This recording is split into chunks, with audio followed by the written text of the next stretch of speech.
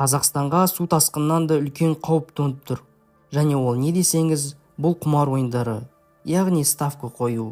Ой, қайдағын айта бермеші, адамдар жылына 1-2 рет қана қойып, ар кетсе 10 мың ұтылып жатады ғой деп қателеспеңіз. Сіздің назарыңызға құмар ойынға берілген адамның каспиі. Бұл таза шындық. Күніне 100 мың ұтылып қалу бұл адамға қалыпты жағдай. Осылайша бұл адам бір жылда 10 миллион теңгеге қарызға кірді.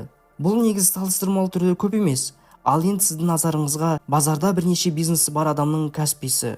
Мұқият қараңыз, қаншама ақша ставкаға кетіп жатыр. Осылай жүре беріп, бұл адам өзінің бизнестеріне айырылып, квартирасын сатып, 90 миллионнан астам қарызға кірді.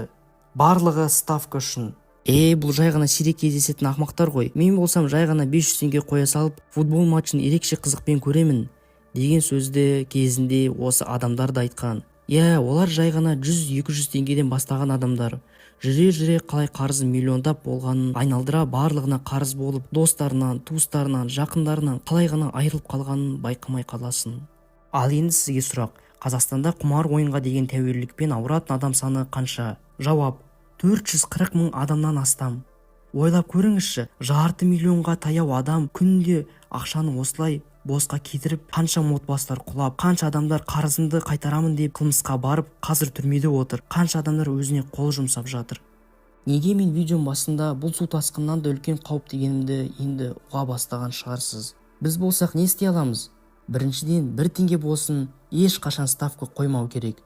Екіншіден, ешқашан ставканың жарнамасына өз үлесін тигізбеу керек. Еліміздің әр бұрышында тұрған осындай рекламаның халыққа әсері жоқ деп ойламаңыз. Миллиондап ақшасын тігетін адамдар болмаса, олар бұлай реклама жасамайтын еді. Осы видеоны көріп отырған адамдардың арасында заңды түрде бұл рекламаға бөгет бола алатын адамдар болса, қолыңыздан келгенін жасаңызшы. Үшінші, магазин иелеріне айтарым, осындай құмар ойынның автоматтарын өз дүкендеріне алып тастаңызшы. Жай ғана дүкеннен зат алайын деп, автоматты көріп, өзін ұстай алмай қалатын қаншама адамдар бар. Осындай жамандыққа себепші болмаңызшы. Бұл өте үлкен қауіптің алдын алу үшін осы видеоны жақындарына көрсетіп, WhatsApp группаларымызға таратайық.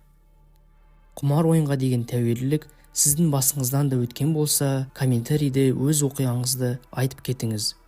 Басқаларға сабақ болсын.